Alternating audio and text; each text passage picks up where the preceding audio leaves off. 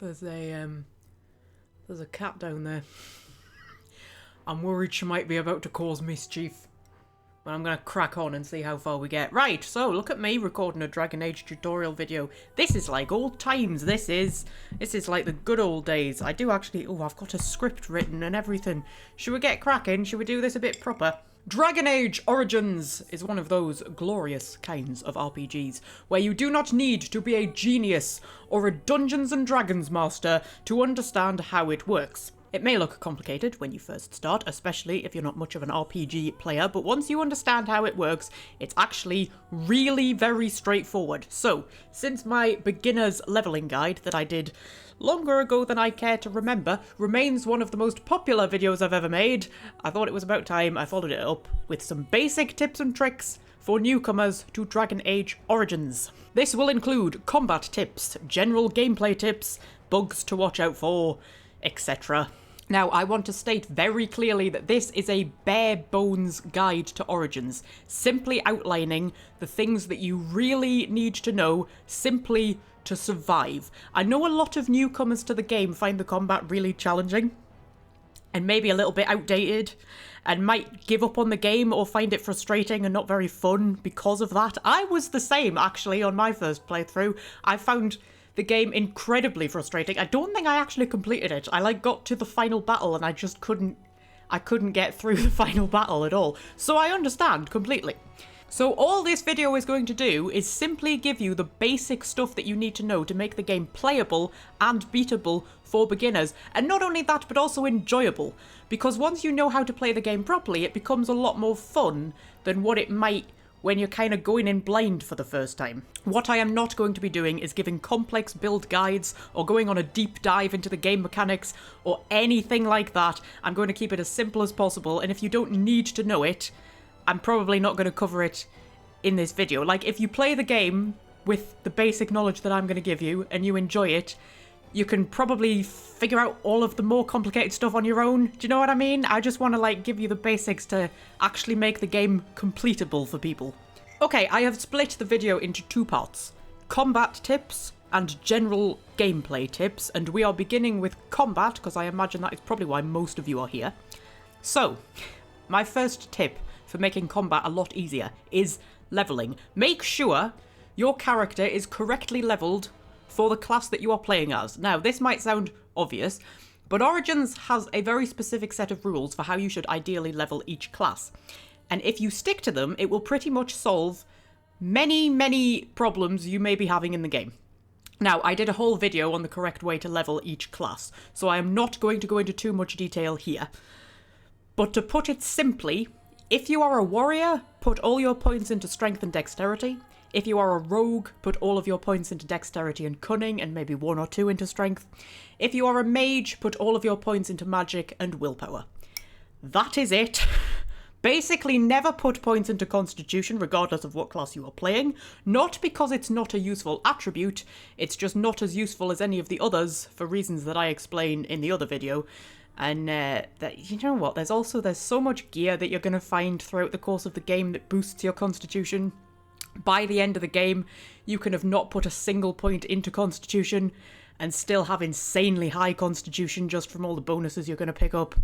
I mean, I do cover all of this fully in the basic leveling guide, so I would highly recommend you go and watch that, probably before you watch this one, to be honest, because that's going to give you, sort of a proper breakdown of where you should be putting your attribute points and why. What I didn't cover in that video was skills and talents / spells. So, I'm going to give a quick rundown of those.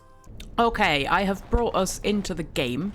This is one of the lovely Dorabella's save games that we've got here. The lovely Dorabella who we played as on the live streams. So, we're actually in the Dead Trenches. I've brought us on a little sightseeing tour to the Deep Roads, interestingly. But, I'm going to give you a quick whistle-stop tour of spells, talents, and skills, right? This is not going to be in-depth at all because it really doesn't need to be. So, here's what we're going to do. If we go into the spells and talents screen, so whenever you get a level up, the first thing you're going to get to level up is your attributes here, right?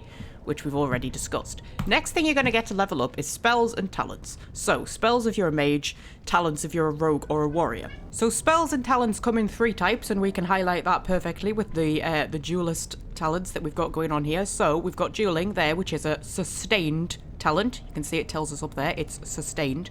We've got upset balance, which is an activated talent, and we've got keen defense, which is a passive talent. So those are the 3 types. So sustained means that it's a mode that you can activate, right? So when I click on dueling, she is going to activate that mode, and it is going to stay on until I deactivate it, right? And it will tell us here whatever that does. So the duelist focuses on proper form, gaining a bonus to attack, right? So this one just gives us a bonus to attack. So each one will give you something different. You can read it yourself to find out what it does. And as long as it's activated, you're going to have that bonus. But it's going to take up a portion of your stamina or mana if you're a mage. So you can see my stamina bar is not filling up to full there. That's because I've got one of my modes activated. So you don't want to have too many activated at once. Otherwise, you're going to end up taking up all of your stamina. Which brings us on to activated talents. Those ones are pretty self-explanatory. Those are actions that you can do during combat, right? So if we were in combat right now, I would be able to hit upset balance down here. I would be able to target an enemy, click on them, and make her do that.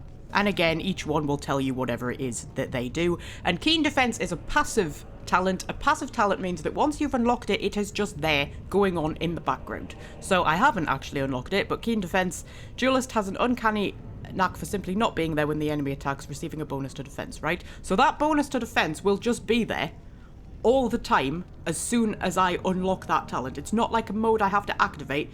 It's just going to be going on in the background all the time, right? Now, there are also area of effect spells / talents. I'm sure Morrigan must have one. I mean, she's a mage. She's got Cone of Cold.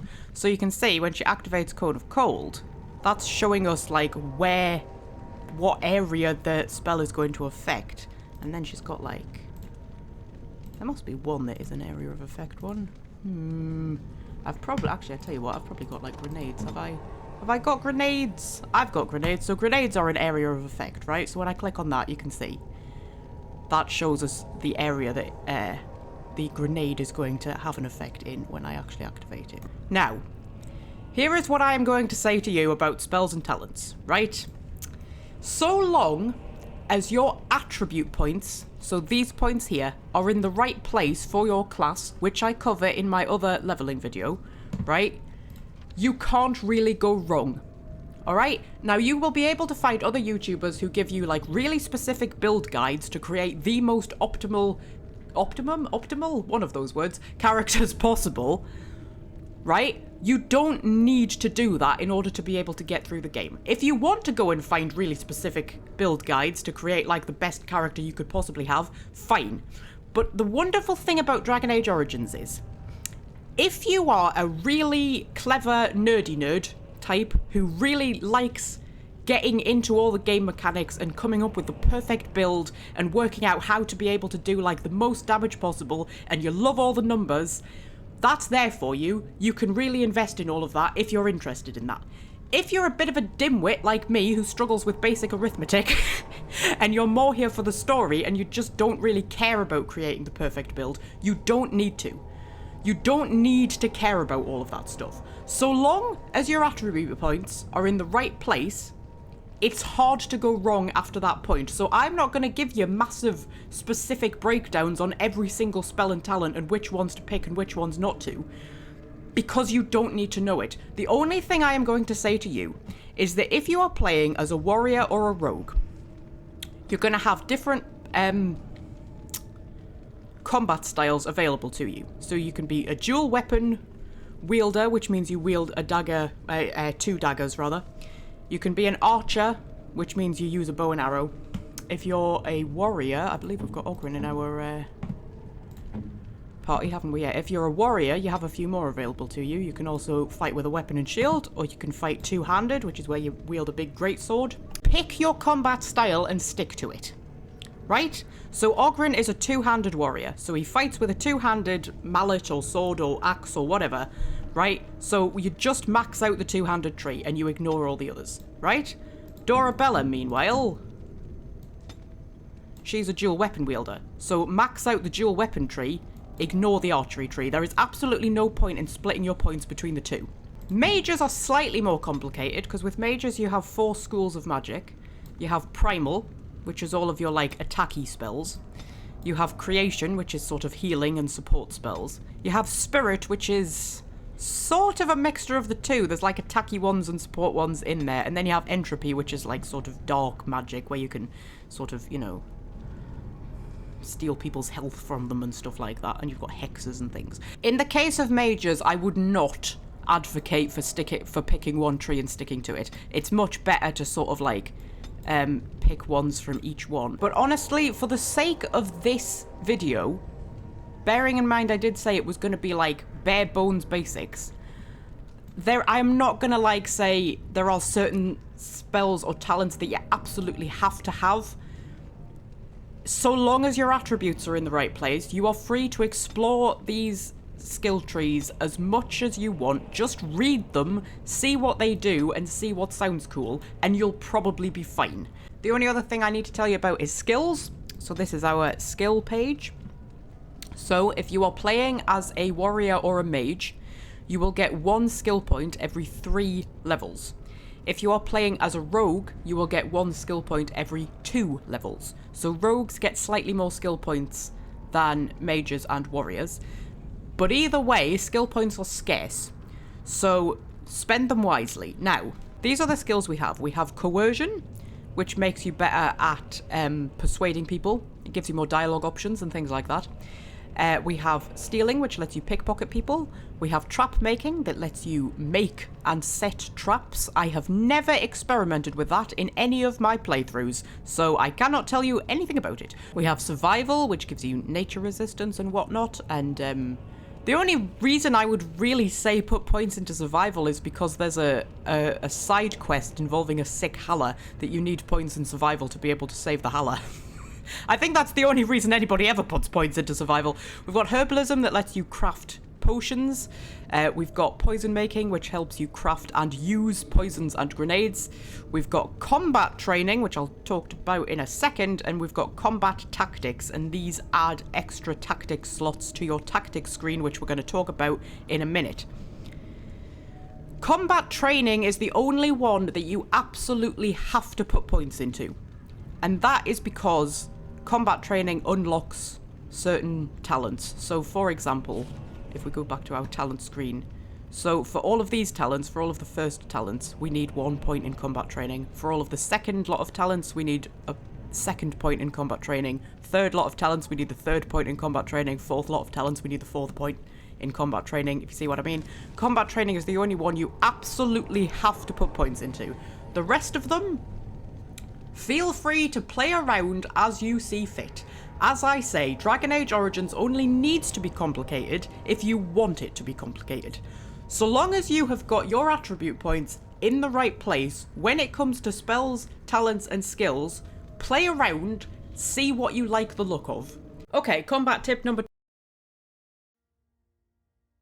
6 and combos. So, there are 3 class types in Dragon Age Origins, as we have already discussed: Warrior, Rogue, and Mage. And the general idea is that your warriors stand up front, draw enemy attention by being big and scary and loud, and if leveled up correctly, they will be incredibly dexterous, which means they can dodge a lot, and very strong, which means they can wear very heavy armor. This means they are very good at going toe-to-toe with enemies, because they're going to dodge a lot of hits, and if they do get hit, they're going to be able to take a lot of damage.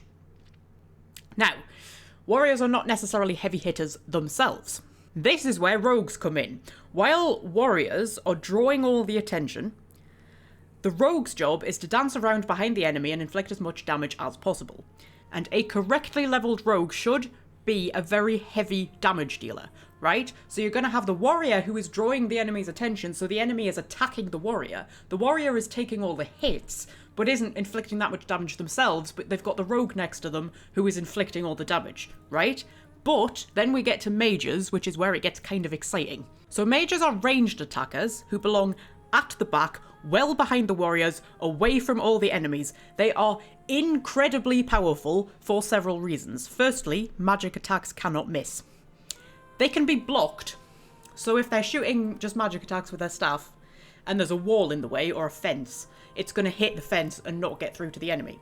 But so long as there's nothing like between the mage and the enemy, their attacks can't miss. Secondly, they have very powerful spells that not only deal insane amounts of damage, but can also do really exciting things like freeze enemies or paralyze them and shatter them into pieces. Lots of really exciting stuff like that. Thirdly, they are great support characters who are very good at keeping the rest of the party alive. However, they are also quite flimsy and basically disintegrate if an enemy so much as looks at them funny, and so they are best kept away from the thick of the battle if at all possible. Now, you may have noticed that there are only 3 classes and yet 4 party spaces, meaning you have to double up on at least one class. Now, there's no real right or wrong answer as to which one you double up on, and sometimes you're literally just going to take the characters that you like the most or the ones who make most sense for whichever part of the story you're at. This is an RPG after all, that's kind of the whole point of the game. Personally though, I always try to have 2 mages, 1 warrior, 1 rogue in the party if at all possible, just because of how powerful mages are. And also 2 mages work together really well because they have really powerful combos that they can do. Which brings us to tactics and combos. So, bringing us back into the game again, we're going to have a little look at tactics. So, tactics, if I can find the bloody thing, there it is. Tactics confuse some people, but they're really very straightforward once you know what you're doing. So, every character has a tactic sheet, right? So you know when I was talking about the skills, where if you put stuff into combat tactics, it gives you more tactic slots? What I meant was, it gives you more slots here, right? So tactics, you can basically program each character to react in battle to certain things without you having to tell them to do it, right? So on this side, we've got if this thing happens, and on that side, we've got do this thing. So, to give you an example, since the lovely Zevran here has got loads of empty slots, if we click here, we get this drop-down menu. And this drop-down menu gives us lots of options. So, if anybody has ever done any kind of basic sort of programming or computing, or even like, you know, like formula on Excel spreadsheets, that kind of thing, it's that sort of thing. So if we assume that each one of these has if in front of it, right? So we could say if self, right, health, less than 50%, right? And then we've got use item health pullers, right? That makes sense. So now Zevran, when he's in battle, if his health drops below 50%, he's going to use a health pullers, assuming that he has one, right? That makes sense. But then you can do more specific ones. So like if ally, so we can go status, so like say paralyzed. I don't know, I don't really have a useful thing for him to do in that scenario, but like let's just say, I don't know, switch to melee weapons. There's no reason for him to do that. But that would mean like if there is an ally paralyzed, so one of the party who has become paralyzed on the battlefield, he is going to switch to melee weapons, which would not be helpful at all, and not a tactic you would actually set, but that's how tactics work, right? So if you do another one, we can pick specific people. So like, if you have 2 characters who you always take out, right? Like who are like basically always in the party, and you specifically want one to always protect the other, you could do this, right? So if we switch to, let's say Win. Does Win have a spare slot? Yes, she does. So let's say, just for argument's sake, that we wanted Win to always protect Leliana, right? Then we would say, Leliana, if Leliana's being attacked by a melee attack, right? Use ability, I don't know, rejuvenate, right? So we could do that. So if anybody starts having beef with Leliana, Win is going to rejuvenate Leliana to give her that little boost, right? So you can do really specific things like that. Now, I tend not to do things that specific. So I'm going to give you a run through of what I do tend to do. So I tend to bring Win with me quite a lot. So, because mages are very good support characters, I often have it set up like this. So if Win, right? If self, so if Win finds herself at health less than 50, right? She's going to heal herself, right? I love how I'm pointing on the screen, like you can see where I'm pointing, but you know what I mean. Right? So if her health drops below 50, she's going to heal herself, assuming that she has enough mana and, like, heal isn't on cooldown. If an ally's health drops below 50, right? So any ally, anybody in the party that she's with, if their health drops below 50%, she's going to heal them as well, right? Now, I do 50%. When you first recruit characters, the game is going to put tactics in on its own, right? It's going to like put in the tactics that it thinks are best. So I mean, you can ignore the tactics screen altogether. You never have to look at this if you don't want to, right? Because the game is just going to put in like the tactics that it thinks are best, and it always puts in less than 25%, right? So if the health of anybody drops below 25%, Win would heal them.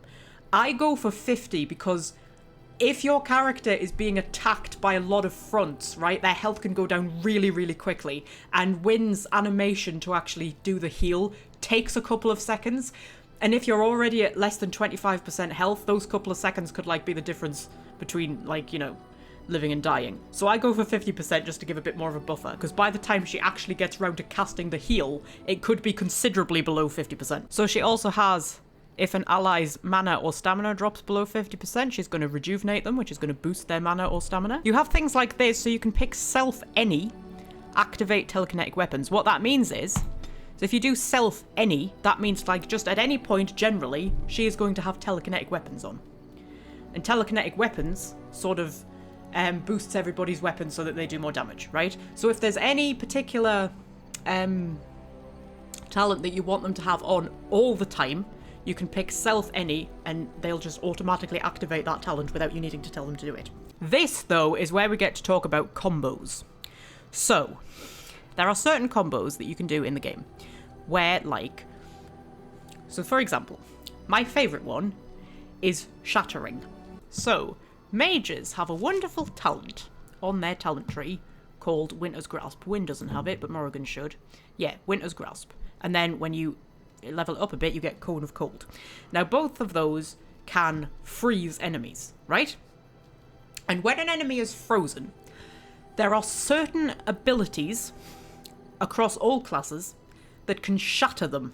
And if they shatter, they are dead. That is it, gone, right? Regardless of how high their health was.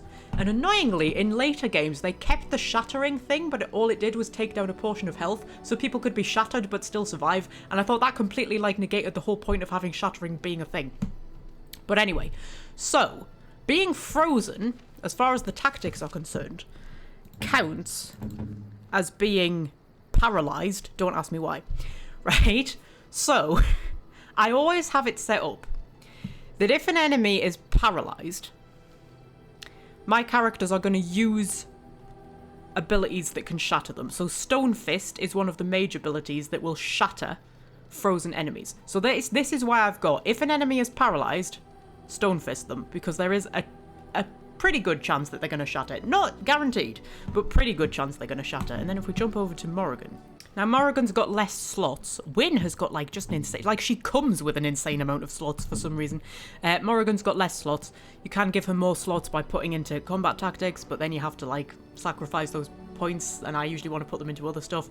So you can do things like... Yeah, I tend to do things like this. So, like, enemy highest health. So when you walk into a room, and there's a bunch of enemies, whichever enemy has the most health, who is probably going to be, like, the toughest enemy, she's going to use Paralyze on them. Right? So I tend to do that when characters have got, like, a really, really, really good spell or talent that I want them to be using a lot, but I don't want to have to be jumping to them constantly and telling them to use it. I'd usually put that in because, like, we're just going to walk into a room and whichever enemy has the highest health, she's going to automatically paralyze them. And whichever enemy is the nearest visible, she's going to vulnerability hex them.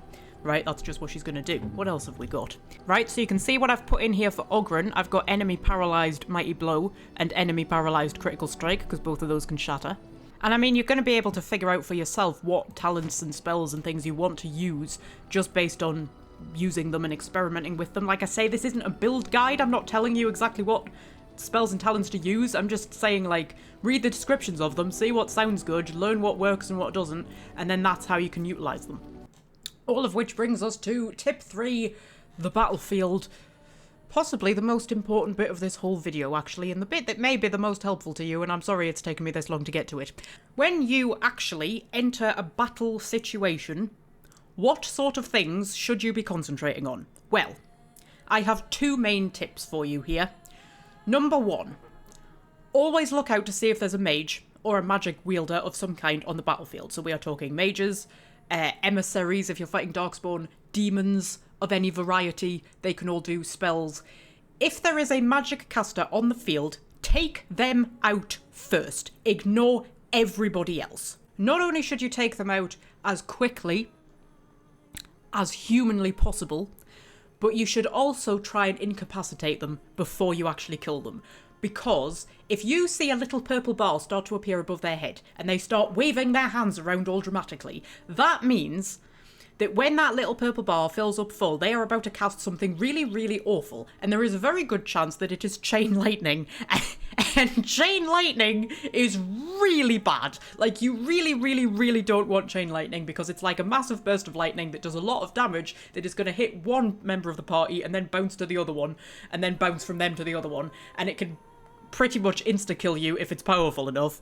So you really don't want them to be able to do that. They might also be doing something like an inferno where they just turn the entire battlefield into raging fire and then you all burn to death, or the icy one, blizzard, whatever it's called, where they turn the whole thing into like an ice storm and you all freeze and then die. Like, whatever they are doing, it is going to be really bad. So you want to stop them before they manage to cast that spell. So, you are going to need something that either knocks them off their feet, paralyzes them, freezes them, knocks them out, anything. This is why it's useful to have two mages in your party, because mages are ranged attackers, right? So, they're going to be able to get their attack to that mage before your warriors and rogues, assuming your warriors and rogues aren't archers, can actually run across to them and hit them, right? So, if you've got two mages, they can both launch spells that are going to incapacitate the other magic caster, and odds are one of them are going to get through. So I recommend things like Stone Fist that can knock a person off their feet. I recommend things like Crushing Prison or Paralyze or Winter's Grasp. Anything that's going to stop them before they manage to cast that spell. And even if you don't see the little purple bar above their head, they're still going to be casting really horrible spells. Mages are incredibly powerful. Not just the mages you're controlling, but enemy mages as well. All of the things that I've said about like the layout of our party applies to the enemies as well. So yeah, they're using the same formula. They're using the idea of throwing warriors at you to distract you while their rogues and their mages can just dance around and inflict huge damage on you, and you're not going to fall for it because you're cleverer than that. The only good thing about magic casters as enemies is that they do tend to be quite flimsy, so long as you can get to them before they inflict horrors on you, you should be able to kill them quite quickly. So incapacitate them in any way that you can, and then run over and hit them in the face until they die. My second tip for the battlefield, take out the enemies one at a time. Do not split your party's attention between different enemies. Don't have like Alistair attacking one and Leliana attacking another and Morrigan attacking another. Now you might have certain instances where maybe you're all attacking one character and then like another one comes up and starts hitting Leliana from behind and he's absolutely devastating her, so you get Morrigan to just like do something to him to get him out the way.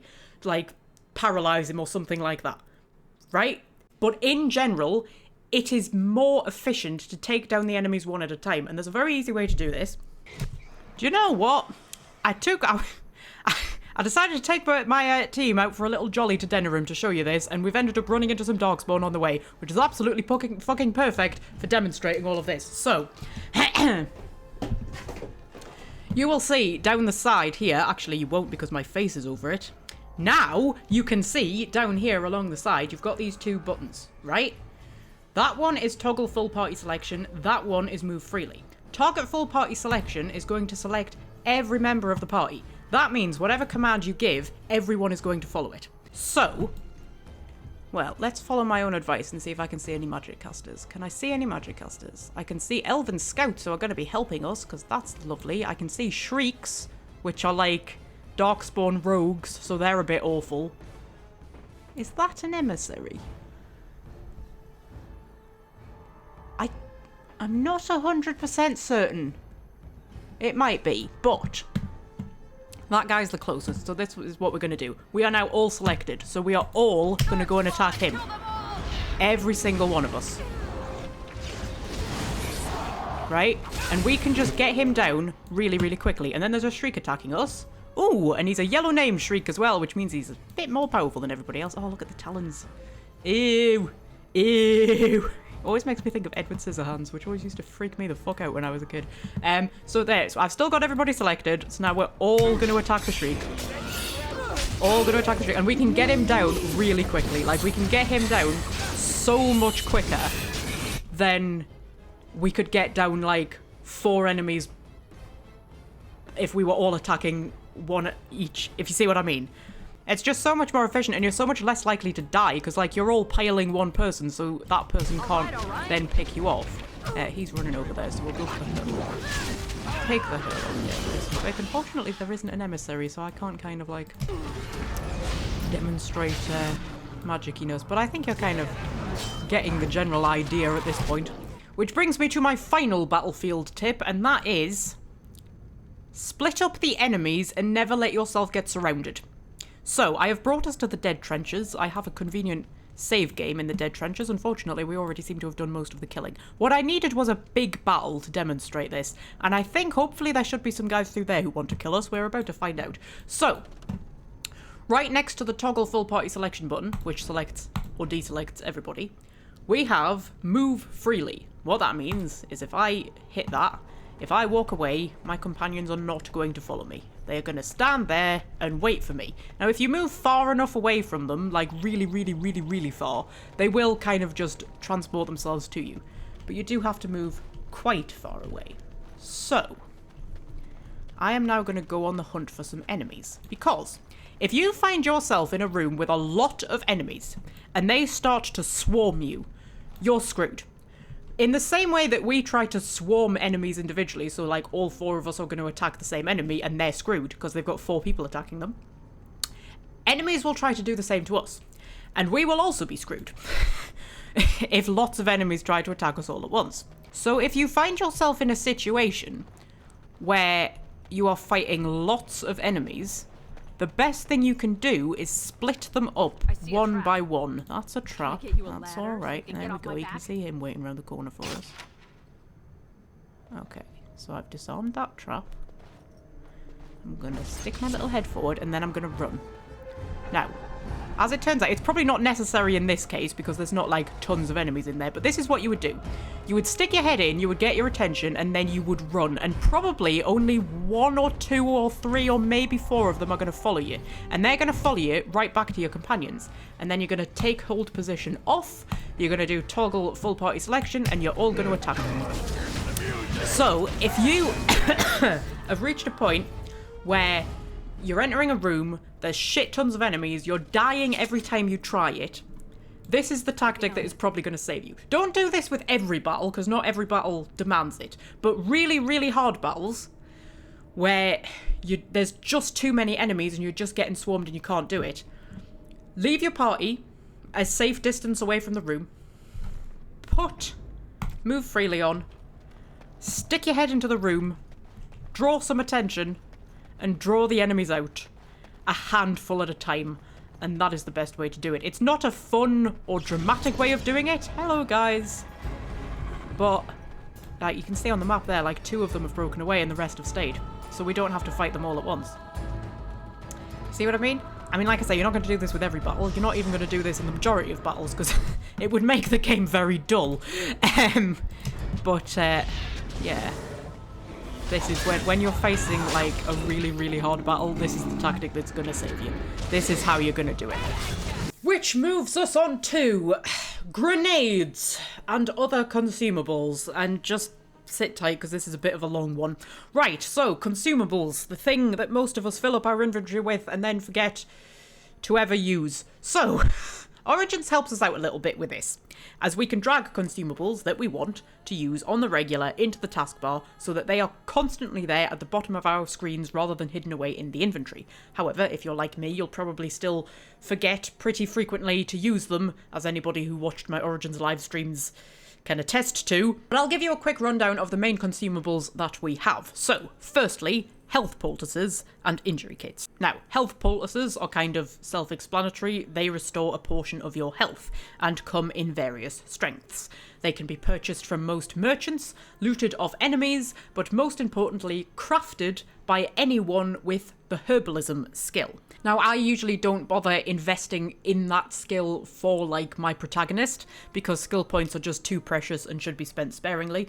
Both Wynne and Morrigan come with herbalism already invested in, so I usually just have one or both of them as my poultice crafter. To craft health poultices of any kind, you will need elf root and flasks. For the more advanced types, you will also need distilling agents and other such things that can usually be purchased from Bodan in camp. For an unlimited supply of elf root, you can go and visit the merchant in the Dalish elf camp, where you can buy as much as you want for a very modest fee.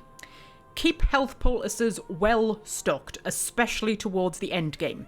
I usually go into the final battle with hundreds of the things, like that's not even an exaggeration, like hundreds of health potions towards the end of the game. Next, however, we have injury kits. So, injury kits heal injuries, which may sound like an obvious thing to say, but it took a bit for me to figure this out on my first playthrough. So, in Origins, you only get a game over if the whole party dies. So as long as at least one party member is left standing, the battle can still be won. At which point, all fallen party members will miraculously stand up again. However, they will now carry injuries. Injuries take points away from your attributes, and each time a character falls in battle, they will gain another injury. So while one injury may not be a big deal, they can stack up very quickly to the point where the character may simply fall over when the enemies breathe on them. It is very important to keep on top of injuries, and this is where injury kits come in. A lesser injury kit will remove one injury, while the standard injury kit will remove two. There is a tactical element to this. So, if you are running short on health poultices, but you have plenty of injury kits, it may be worth your while letting a character fall if you think the rest of the party can get through the battle comfortably without them, and then use an injury kit to fix the injury, rather than wasting health poultices trying to save them. On the flip side, if you're out of injury kits completely, it's much more worth your while to spam health poultices, as many as you need to keep everyone alive, rather than risk any of them falling and gaining an injury. Because once that injury's there, if you can't get rid of it, it can become a real problem, because it makes them more likely to die in the next battle, and then they'll have 2 injuries, which makes them even more likely to die in the next battle, then they'll have 3 injuries, and before long they're basically useless to you. There are also lyrium potions, which restore mana for mages, also very important. They can also be crafted under the herbalism skill, just like health poultices can, only they require lyrium dust instead of elf root. There is no equivalent for rogues and warriors, like there's no stamina potion to restore the stamina of a rogue or a warrior. But this shouldn't really be a big deal, as rogues and warriors in particular are carried more by their basic attacks. So being able to throw the odd shield bash or dirty fighting in there now and then is useful, but there's no real need to be spamming abilities for either of those classes. So long as they're leveled up correctly, their basic attacks will carry them. Like, they don't need to use their abilities all that much. But mages, their spells are what carry them. Whether they're throwing huge damage-dealing attacks out there, or spamming heal and other support spells to keep the party alive and upright, they need to have a pretty much constant pool of mana to draw on. So keeping stocked up on lyrium potions is always a good shout. Now, remember when we were talking about tactics before?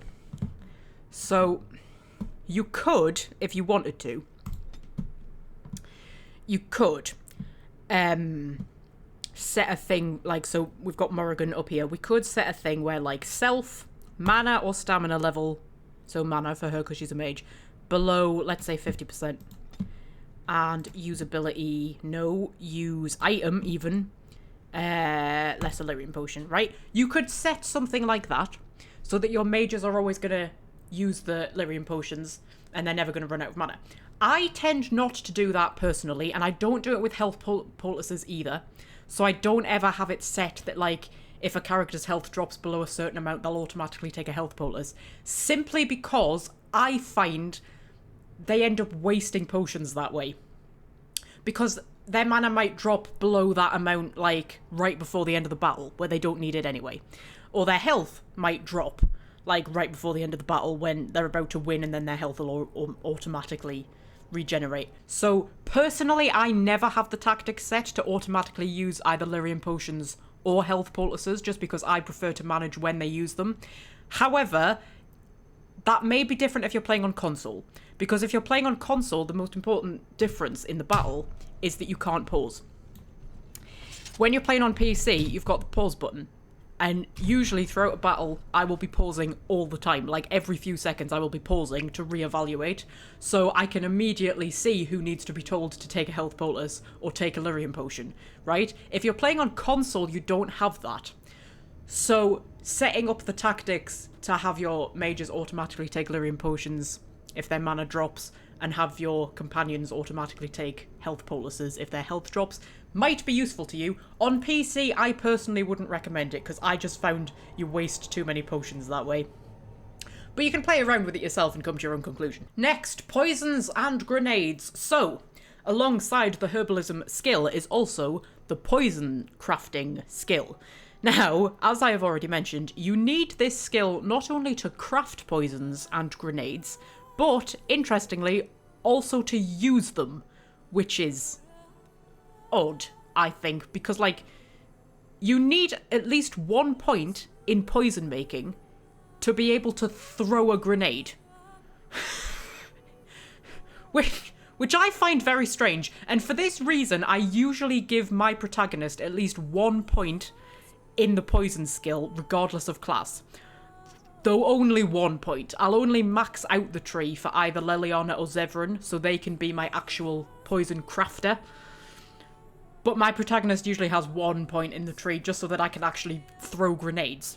So, what's the difference between poisons and grenades? Well, poisons are very simple. They come in a variety of types, and if you click on them, it will coat your weapon in that poison, and for a certain amount of time, your weapon will inflict more damage, and it'll sometimes have specific effects, like poisoning people or setting people on fire, that kind of thing. You can read the description of each one to see exactly what they do. Grenades, however, are the exciting one. They are an area of effect weapon, so they can damage multiple enemies at once, although there is friendly fire in Origins. So whenever you use any kind of area of effect thing, whether it be a grenade or a mage's spell, always make sure that your companions aren't getting caught in the blast, because they will be hurt. They range from the lowly acid flask that is useful, if not overly exciting, to the soul rot bomb that is so bloody amazing I would literally sell my own granny to get my hands on as many of them as possible. They're not the easiest thing to get your hands on in the game either, so use them sparingly. Fire bombs are also incredibly good. I cannot overstate how useful grenades are. They can turn a battle for you. When I did the Awakening DLC on the live streams, and we got to the final battle, my entire party died, apart from Dorabella, and the only thing that carried me through was the massive stock of grenades that I had. In a difficult battle, grenades can turn the tide. Like, they are really powerful, especially, like, the better ones. Like, your acid flasks, which is, like, the most basic one, they're not going to do a shit ton of damage. But they can help you out in a pinch. But when you get up to, like, the fire bomb and the soul rot bomb, which are the two best ones, I mean, there are certain enemies, like, you throw a soul rot bomb at them and they will just fall over. It's like a warrior or a rogue having a spell in their back pocket. They are as good as mage spells. They are really, really good. Do not underestimate them. However, I would also say use them sparingly and keep them for emergencies. Don't just be throwing them out in any battle, because they're the thing that's going to save you in a pinch. Finally, this brings us to salves and bombs. Salves? Is that how you say that? I'm not sure I've ever said that out loud. Salves. Salves. Salves? It'll be salves, won't it? Not solves. Salves. Salves. One of those. Anyway, these are the most forgotten about consumables out there. Throughout the game, you will pick up salves and bombs that give you temporary resistances to certain damage types. Ice salves protect you against ice damage, fire bombs protect you against fire damage, etc. You will put them in your inventory because they look useful, and then you will forget about them and get to the end of the game having never used them. And probably at some point you'll think, oh fuck it, I'm never going to use them, and you'll just sell them. And that's fine. I don't think they're especially necessary. I do usually get through the whole game without touching them. However, surprisingly, in a pinch, they are actually quite good. Like, even the lesser varieties genuinely do offer a decent amount of resistance, and they last for a pretty long time as well. Like, the cooldown on them is really quite impressive. So if you're struggling against like a particular enemy who deals a certain type of damage, so say you're fighting a dragon who keeps setting you on fire, and you just keep dying over and over again, and you can't get past this one enemy, and you are running out of ideas, but you happen to have a firebomb in your back pocket, it might be worth trying it out, because it might make all the difference in the world. So that more or less wraps up all of my combat tips, my sort of general basic combat tips anyway, which moves us on to gameplay tips. Number 1, quest order. What order should you do the main quests in on a first playthrough? Well, there is no strict right or wrong, but I do have recommendations. So, after you complete Ostagar, and then you go to Lothering, once you complete Lothering, you are going to be let out free into the world. And you have all these different main quests that you can go to, and you can do them in whatever order you like. However, story-wise, it does appear to make sense to go to Redcliffe first, right? And I do think that Redcliffe is one of the more fun main quests. Like, the choice that you have to make regarding Connor was the moment that I realised I was playing a really good game. Right? That was like the point. I'd sort of been enjoying it on my first playthrough.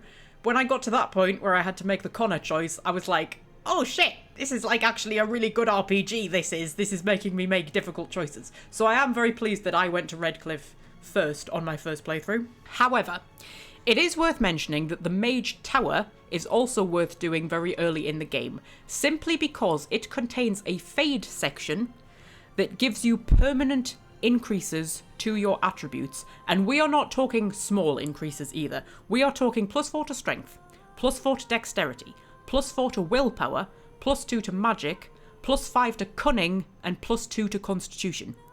Right? And those are permanent. You get them for the whole game. That is massive, especially in the early game. So even if you do choose to go to Redcliffe first, just for the sake of storytelling, I would highly recommend going to the Mage Tower second. Now, if you have the DLCs installed, they add 3 more quests. One takes you to Honleith, one takes you to Soldier's Peak, and one takes you back to Ostagar. Now, I would recommend going to Honleith to get Shale, who is a DLC companion, and then going to Soldier's Peak, because Soldier's Peak gives you access to a party storage chest, which is useful for storing, like, cool armor and weapons that you can't quite equip yet, and you don't want them, like, you don't want to sell them, but you don't want them cluttering up your inventory, so that's a useful thing to unlock quite early on. After that, I would head to the Dalish Elves. I've already mentioned that unlocking them unlocks unlimited elf root for crafting health poultices, which is useful. After that, I would say Haven, probably. Haven can technically be slotted in anywhere. It's not going to automatically pop up on your map the moment you leave Lothering. You have to do a bit of exploring to find it, but I'm not going to be too spoilery since this video is for beginners. You can actually do Haven before you go to Redcliffe if you really want. But I would say on a first playthrough, there are some quite challenging fights in Haven. So I would probably personally want to leave it until you're a bit more leveled up. And finally, Orzammar. For the love of God, leave Orzammar to last. Orzammar is easily the hardest one, but also the longest. There's a lot of political shenanigans you're going to have to deal with in Orzammar, and once you've done that, you're going to have to head into the deep roads. And when you head into the deep roads, you would better make sure that you're stocked up on everything, because you're not coming out anytime soon. So you want to be in a position where you can, like, craft a lot of health poultices, a lot of lyrium poultices, you know, have everything that you need, and you need to be quite leveled up for that. And then after that, there's the Ostagar DLC, if you have it, which I usually leave till last, just because it makes more story sense, but there's also some pretty nasty darkspawn that you have to fight, so again, being quite well leveled up is you know, better. And after that, you're into the end game. So, to summarise, for a first playthrough, I would personally recommend probably Redcliffe first, just for the story's sake, then the Mage Tower, then Honleath, then Soldier's Peak, then the Dalish Elves, then Haven, then Orzammar, then the Ostagar DLC.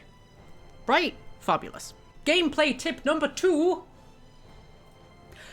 The tab button. Now this is going to sound silly, but I honestly didn't figure this out myself until about my 3rd playthrough. Which maybe just makes me a bit dim, but it was a game changer once I did figure it out. So, if you are on PC, when you hit the tab button, it will highlight everything nearby that is interactable with. This is very useful because a lot of it is not immediately obvious otherwise. So, things like chests may be obvious, right? But there are plenty of other things that aren't, like codex entries hidden in one tiny book on a bookshelf that you would never ever notice unless your mouse happens to accidentally pass over it. Or those bloody Chase End trail signs in that friggin' quest in the Kokari Wilds, a quest I never managed to complete until I figured out the tab button trick.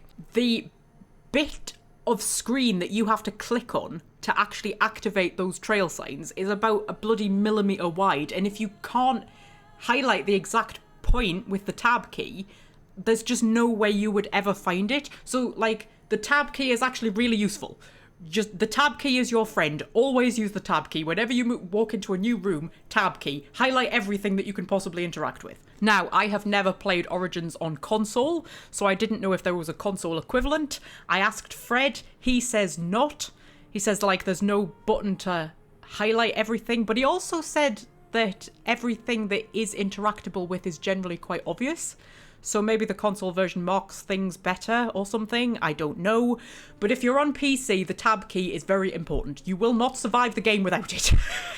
Or you will survive the game, but you'll have a load of quests that, like, you just couldn't finish because you were like, I just couldn't figure out what it was I had to click on there, and half the codex entries you probably won't have found. Gameplay tip number 3, bugs and crashes. Now, Origins is getting a little long in the tooth by game standards these days, and while it still holds up remarkably well on modern systems, there are a few bugs that may crop up now and then. I personally have never come across anything like game breaking. There's some things that might mess up your own personal storyline a little bit, so most bugs that I've encountered are dialogue based, like companions reacting to things that haven't happened yet, or maybe never happened at all. Like if you're playing as an elven mage who grew up in the Mage Tower, there's an odd conversation with Leliana where she talks as if you're actually a city elf. Like she asks you about growing up in the alienage when you didn't grow up in the alienage. You grew up in the Mage Tower. It's also really easy to accidentally end up in romances with people. I mean, this isn't really a bug, but there's no, like, useful little heart next to flirty options to let you know that you're flirting with people. And sometimes you can just accidentally end up in a relationship that you never intended. So I would recommend quick saving before each conversation with a companion. Like when you head back to camp and you go around and talk to all of your companions, quick save before every conversation because you never know what you're accidentally going to say. Now, the only major bug that I know of and that I've come across is the Leliana bug. So basically, if you raise your approval with Leliana too quickly, the conversation that kicks off her personal quest won't trigger, right? Thus locking you out of her romance. This will also affect your game even if you're not romancing her because you won't be able to do her quest, which is kind of annoying and you miss out on a lot of like the dialogue and conversation and backstory of her. So the best way to combat this is simply to not raise her approval too fast. So be nice to her in conversations, but don't like favour her over all the other companions. Don't throw tons of gifts at her or anything, at least not until after you've triggered her quest. Once you've triggered her personal quest, you're safe. But until you get to that point, like, just try and raise her approval slowly. I mean, you have to raise her approval pretty fast to actually, like, trigger the bug. So I wouldn't worry about it too much, as long as you're not, like, showering her in affection every single time you get to camp. You're probably going to be alright. As for crashes, so Origins has long been known for crashing a lot. There is quite an easy fix for this that usually stops most of that, at least it's always worked for me. So, I have heard a lot of people say that Origins is unplayable on modern systems unless you mod it. I have never once modded Origins. Not once. I will go to any lengths to avoid installing mods because I'm lazy and can't be bothered. So I have never installed any mod on Origins, ever. And it has always run perfectly fine on every computer I've ever had it on. Even this one, which I only bought a few months ago, spent a lot of money on. It's pretty high tech. It's like got, I think, the second best processor available at the moment, right? It's a pretty decent bit of kit because it's kitted out for like making videos and live streaming and playing all the games from my like 400 Steam library. It runs Origins fine. I don't have any issues. I've heard some people say that the game doesn't look good on modern systems. I think it looks fine. I don't think it needs modding to look better, personally, and I've never really had much in the way of performance issues. You get the odd graphical glitch now and then, like the odd textural glitch out a little bit, and I have seen a lot of people say that it crashes like a lot. And this used to be true for me as well. Like, I used to have the game crash like once an hour. And this is the fix that has always worked. For me, I've heard other people say that it hasn't worked for them, so it won't necessarily work. But it's always worked for me. So you go into the game options. You go to video, and you put the graphics detail from ultra high down to high. Because if you're playing on even a vaguely modern system, it'll probably have automatically put itself up to ultra high, right? You just take it off ultra high and put it down to high. That has always completely fixed it for me across multiple computers. It went from like crashing on average about once an hour to crashing maybe, I don't know, once or twice a week if I'm playing the game for the whole week. For me, that's an easy fix. So if you're having problems with Origins crashing, before you go looking into mods to install, I would at least try that, because that might be enough to do it on its own. There are some crash-heavy areas to be aware of. The only ones I can think of off the top of my head are, there is a little bit in the Kokari Wilds when you're heading out of the first little area towards the bridge that has the Darkspawn emissary on it, and you'll get an automatic save as you're walking towards that. I've had it crash there quite a few times, and sometimes that save file corrupts, so I would drop like a separate save before you get there. The main one, though, which really is a bit of a problem, is the Denerim Marketplace. I have had so many crashes in the Denerim Marketplace, but also corrupted save files.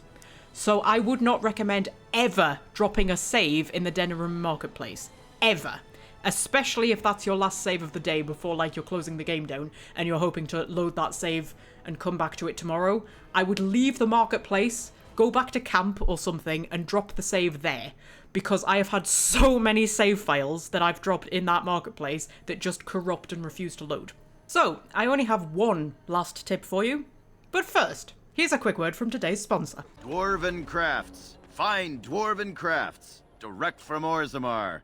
You won't find better.